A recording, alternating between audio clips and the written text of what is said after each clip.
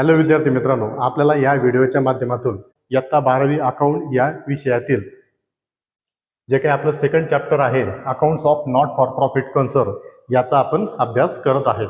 आजचा आपला हा जो काही व्हिडिओ आहे हा थेरी पार्ट मधील शेवटचा व्हिडिओ आहे. याच्यानंतरचे जे काही व्हिडिओ असतील त्या व्हिडिओच्या माध्यमातून आपण हे जे काही सेकंड चॅप्टर आहे नॉट फॉर प्रॉफिट कन्सर्न याचे जे काही प्रॅक्टिकल प्रॉब्लेम असतील किंवा सोडवलेले जे काही प्रॉब्लेम असतील ते प्रॉब्लेम आपण सॉल्व्ह करणार आहे.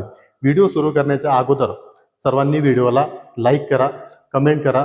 आपल्या चॅनलवरती नवीन असाल तर चॅनलला सबस्क्राईब करा आणि सोबतचं बेल आयकॉनचं बटन प्रेस करा, जेणेकरून तुम्हाला नवनवीन व्हिडिओची अपडेट मिळेल. या ठिकाणी आपण 2.3.6 या पॉईंटपर्यंत आलो होतो. Preparation of balance sheet. Preparation म्हणजे काय? तयार करणे. आपल्याला या पॉईंटमध्ये काय करायचं आहे तर बॅलन्स शीट काय असतं, ते कसं तयार केलं जात असतं, ते का तयार केलं जात असतं, त्याचा आपल्याला थेरी पार्ट या पॉईंटच्या माध्यमातून पाहायचा आहे. तर पाहूया. Balance sheet is a statement of asset and liability of the organisation as on a particular date. एका विशिष्ट तारखेपर्यंतची जे काय आपली ॲसेट असेल, लायबिलिटी असेल, ती जाणून घेण्यासाठी आपण एक स्टेटमेंट तयार करत असतो. त्यालाच काय म्हटलं जातं? बॅलन्स शीट असं म्हटलं जात असतं. The balance sheet of non trading organisation is similar to balance sheet of a sole trading concern organisation. म्हणजे हे जे काही नॉट फॉर प्रॉफिट कन्सर्न आहे त्यांचं जे काही बॅलन्स शीट आहे ते कसं असतं तर जे काही सोल ट्रेडर आहे, व्यवसाय करणाऱ्या ज्या काही व्यावसायिक संस्था असेल त्या व्यावसायिक संस्थांचं म्हणजे ज्या प्रॉफिट कमवणाऱ्या ज्या काही ऑर्गनायझेशन असेल त्यांचं बॅलन्स शीट आणि नॉन ट्रेडिंग ऑर्गनायझेशनचं बॅलन्स शीट कसं असतं? सिमिलर असतं, सारखं असतं.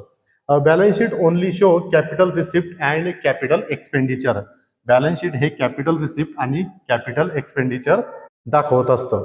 Balance sheet is prepare with a view to measure the exact financial position of organisation concern on a certain date, normally at the end of the year.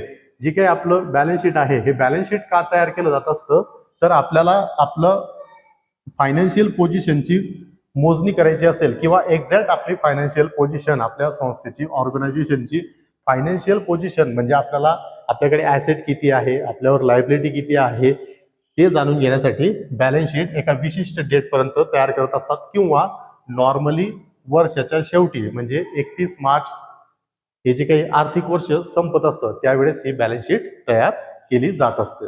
The excess of asset over liability is term as capital fund. म्हणजेच लायबिलिटीपेक्षा asset जर जास्त असेल तर त्याला काय म्हटलं जातं? कॅपिटल फंड असं म्हटलं जात असतं. If the opening balance of capital fund is not know it can be a certain as the balancing figure by preparing opening balance sheet. ज्या वेळेस आपल्याला कॅपिटल फंडची opening balance of capital fund दिलेली नसेल किंवा ती आपल्याला माहिती नसेल अशा वेळेस काय केलं जात असतं? बॅलन्स शीट तयार केलं जात असतं आणि ॲसेट आणि लायबिलिटी यांचं बॅलन्सिंग करून जो काही फरक येईल त्याच्यातनं कॅपिटल फंड हे शोधलं जात असतं. नेक्स्ट पॉईंट, एम्प्लॉईड ॲडजस्टमेंट दिलेले आहेत या ठिकाणी. कशा पद्धतीने ॲडजस्टमेंट सॉल्व्ह करायचे आहे ज्यावेळेस आपण हा प्रत्यक्ष प्रॉब्लेम सॉल्व्ह करणार त्यावेळेस आपण हे बघू. त्याच्यानंतर पुढचा पॉईंट दिलेला आहे आपल्याला कॅपिटल फंड. याची सुद्धा माहिती आपण मागच्या व्हिडिओमध्ये आपण पाहिलेली आहे. पुन्हा एकदा पाहूया काय म्हणतात. तर capital fund is show on the liability side of balance sheet of not for profit concern. Capital fund is create from capital income and by capitalisation surplus if any. म्हणजे जे काही कॅपिटल फंडची जी काही अमाऊंट आहे ती balance शीटच्या liability साईडला दिलेली असते आणि त्यामध्ये ही कॅपिटल फंड कशा पद्धतीने क्रिएट केलं जात असतं तर जे काही capital income and capitalisation surplus म्हणजे जे काही इन्कम अँड एक्सपेंडिचर अकाउंट आहे त्यामध्ये जर समजा सरप्लस आलेला असेल तर ते या कॅपिटल फंडमध्ये काय केलं जात असतं? ॲड केलं जात असतं. The net surplus added in the capital fund and deficit is deduct from capital fund. जर समजा सरप्लस असेल तर ते काय केलं जात असतं? कॅपिटल फंडमध्ये ॲड केलं जात असतं. आणि जर समजा इन्कम अँड एक्सपेंडिचर साईडला जर समजा डिफिशियट जर आलं, तूट जर आली तर त्या ठिकाणी या कॅपिटल फंड मधनं ते काय केलं जात असतं, डिडक्ट केलं जात असतं. म्हणजेच काय केलं जात असतं, मायनस केलं जात असतं. आता एखाद्या वेळेस तुम्हाला हा थेअरी पार्ट समजत नसेल, पण मात्र ज्यावेळेस प्रत्यक्ष आपण प्रॉब्लेम सॉल्व्ह करू त्यावेळेस मात्र तुम्हाला एक एक पॉईंट लक्षात येईल. पुढे आपल्याला फॉर्मॅट दिलेला आहे बॅलन्स शीटचा, की जे काय आपलं नॉट फॉर प्रॉफिट ऑर्गनायझेशन आहे त्याच्या बॅलन्स शीटला कोणकोणत्या घटकांचा समावेश होत असतो ते आपल्याला या ठिकाणी पाहायचंय.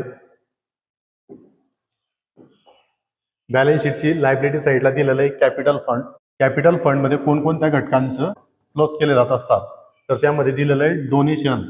इन्कम अँड एक्सपेंडिचर अकाउंट मध्ये जर समजा डोनेशन मध्ये आपल्याला ऍडजस्टमेंट दिलेली असेल आणि तिथं जर म्हटलेलं असेल कॅपिटलायझेशन, कॅपिटलाइज असं जर म्हटलेलं असेल तर तो घटक काय केला जात असतो, कॅपिटल फंड मध्ये ऍड केला जात असतो. मग असे कोणकोणते फंड असतात ज्यांना कॅपिटलाइज केलेलं असतं, डोनेशन असेल, त्याच्यानंतर इंटरेस्ट फी असेल, ऍडमिशन फी असेल. ज्यावेळेस प्रत्यक्ष प्रॉब्लेम येईल त्यावेळेस तुम्हाला हे घटक समजतील. त्याच्यानंतर सरप्लस आलेला असेल तर तो काय होत असतो, कॅपिटल फंड मध्ये ऍड होत असतो. कॅपिटल फंड मध्ये काही घटक ऍड करतात तर काही घटक लेस सुद्धा करत असतात. मग लेस काय काय केलं जात असतं, तर डेप्रिशिएट जे काही तूट आलेली असेल तर ती काय केलं जात असतं, कॅपिटल फंड मधनं लेस केलं जात असतं. त्याच्यानंतर लायबिलिटी साईडला दुसरा घटक येत असतो बिल्डिंग फंड. बिल्डिंग नवीन उभारण्यासाठी जो काही फंड गोळा केला जात असेल त्याचा समावेश, त्याचं रेकॉर्डिंग कुठे केलं जात असतं, लायबिलिटी फंडला केलं जात असतं. एंडॉमेंट फंड ही अशी रक्कम असते, ती रक्कम एखाद्या बँकेमध्ये किंवा कुठेतरी गुंतवलेली असते आणि त्याच्या व्याजावरती काय केलं जातं, फक्त त्याचा व्याजाचा खर्च केला जात असतो. उदाहरणार्थ एखादी संस्था असेल, त्या संस्थेने शाळेला 1,00,000 रुपये देणगी दिलेली आहे आणि काय सांगतात की त्या 1,00,000 येणारे जे काही वार्षिक जे काही व्याज असेल त्या व्याजावरती 12वीला आलेला 1 नंबर, 10वीला आलेला 1 नंबर, 2 नंबर असे जे काही क्रमांक मिळवलेले विद्यार्थी असेल त्यांना दरवर्षी बक्षीस द्यायचे. म्हणजे जी काही इन्व्हेस्टमेंट आहे ती 1,00,000 रुपये जशी ठेवून त्याच्यावरती येणारं जे काही व्याज आहे ते खर्च करणे, त्यालाच काय म्हटलं जातं, एंडॉमेंट फंड असं म्हटलं जात असतं. याचं रेकॉर्डिंग सुद्धा लायबिलिटी साईडला केलं जात असतं. त्याच्यानंतर टुर्नामेंट फी असेल, फंड असेल, स्पेशल फंड असेल, चॅरिटी फंड असेल, सन्ड्री क्रेडिटर असतील, बँक ओव्हरड्राफ्ट असेल, बँक ओव्हरड्राफ्ट मध्ये छोट्या स्वरूपाचं कर्ज, ऑदर लोन असेल, आउटस्टँडिंग एक्सपेन्सेस असा खर्च जो द्यायचा बाकी आहे, देण्याची साईट लायबिलिटी साईडला तो रेकॉर्ड केला जात असतो. प्री रिसीव्ह इन्कम असेल, त्याच्यानंतर लाईफ मेंबरशिप फी असेल, या सर्वांचा समावेश कुठे होत असतो, लायबिलिटी साईडला होत असतो. ऍसेट साईडला cash in hand, cash at bank. Cash in hand म्हणजेच काय, जी आपली कॅश आहे, रोख रक्कम आपल्याजवळ जी आहे, जे आपण लगेच खर्च करू शकतो. उदाहरणार्थ आपल्या खिशामध्ये असलेले पैसे ते लगेच आपण काढून काय करू शकतो, खर्च करू शकतो. त्या रकमेला काय म्हटलं जातं, कॅश इन हँड असं म्हटलं जात असतं. त्याच्यानंतर आपला जर काही व्यवसाय असेल, दुकान असेल, त्या दुकानाचा जो काही गल्ला असेल त्या गल्ल्यामध्ये ड्रॉवर मध्ये असलेली जी काही रोख कॅश आहे त्याला काय म्हटलं जातं, कॅश इन हँड असं म्हटलं जातं. त्याच्यानंतर कॅशेड बँक म्हणजे आपलं बँक बॅलन्स, फिक्स डिपॉझिट, बँकेमध्ये काहीतरी फिक्स रक्कम ठेवलेली आहे. इन्व्हेस्टमेंट असेल, सन्ड्री डेटर असेल, लँड अँड बिल्डिंग असेल, फर्निचर आणि फिक्चर असेल. फिक्चर म्हणजेच काय, तर अशी फिक्स केलेली जी काही ऍसेट असेल, जसं की घरामध्ये एसी, तो काय केलेला असतो, भिंतीला फिक्स केलेला असतो. हा इंटरॅक्टिव्ह बोर्ड या भिंतीला फिक्स केलेला आहे. म्हणजे अशी जी काही प्रॉपर्टी असेल जी एका जागी फिक्स आहे, तिला आपण हलवू शकत नाही, त्यालाच काय म्हटलं जातं, फिक्चर असं म्हटलं जातं. मग हे फिक्चर म्हणजेच काय, फर्निचर असं फर्निचर अशी प्रॉपर्टी जी काय आहे, फिक्स आहे एका जागी. त्याच्यानंतर प्लांट अँड मशिनरी, इक्विपमेंट, साहित्य. त्याच्यानंतर प्ले ग्राउंड, खेळण्याचं जे काही ग्राउंड असेल, मोटर व्हेकल असेल, लायब्ररी मधील पुस्तकं असतील. त्याच्यानंतर स्टॉक असेल कोणता, स्पोर्ट ऑफ मटेरियल, जो काही स्पोर्टचे जे काही साहित्य असतील त्या साहित्याचं जे काही मटेरियलचा जो काही स्टॉक आहे. त्याच्यानंतर स्टॉक ऑफ स्टेशनरी असेल, स्टॉक ऑफ ड्रग्ज असतील, ड्रग्ज म्हणजेच काय, औषधांचा जो काही स्टॉक असेल, हा सगळा जो काही स्टॉक आहे तो आपण पुढच्या वर्षी वापरू शकतो, वापरण्यायोग्य असेल त्यालाच काय म्हटलं जातं, ऍसेट असं म्हटलं जात असतं. आणि म्हणून याची एंट्री कुठे केली जात असते, ऍसेटला केली जात असते. लोन अँड ऍडव्हान्स गिव्हन, आपण कोणाला तरी लोन दिलेलं असेल, आपल्या संस्थेने कोणाला तरी लोन दिलेलं असेल किंवा आपण ऍडव्हान्स दिलेला असेल, ते सुद्धा काय असते, आपली ऍसेट असते. यालाच एक दुसरा शब्द आहे प्रीपेड. त्याच्यानंतर ॲक्रूड इंटरेस्ट. ॲक्रूड इंटरेस्ट, ॲक्रूड म्हणजेच काय, आउटस्टँडिंग. आउटस्टँडिंग इंटरेस्ट असं व्याज येण्याचं बाकी आहे, इन्कम आहे आपलं. त्याच्यानंतर प्रीपेड एक्सपेन्सेस, ॲडव्हान्स मध्ये दिलेला खर्च. जसं की आपलं मोबाईलचं रिचार्ज असतं, आपण आधी रिचार्ज करतो आणि नंतर त्याला काय करतो, खर्च करतो, त्याला सुद्धा काय म्हटलं जातं, प्रीपेड एक्सपेन्सेस असं म्हटलं जातं. आउटस्टँडिंग इन्कम, असं इन्कम जे येणार आहे, आलेलं नाही अजून, आउटस्टँडिंग आहे, बाकी आहे, जे येणार आहे आपल्याला, त्याला त्याचं रेकॉर्डिंग सुद्धा कुठे केलं जात असतं, ॲसेट साईडला केलं जात असतं. त्याच्यानंतर पुढे आपल्याला ॲडिशनल इन्फॉर्मेशन दिलेली आहे. ॲडिशनल इन्फॉर्मेशन म्हणजे आपल्याला ॲडजस्टमेंट दिलेले आहेत. त्या ॲडजस्टमेंटचे 2 इफेक्ट पुढे दिले जात असतात.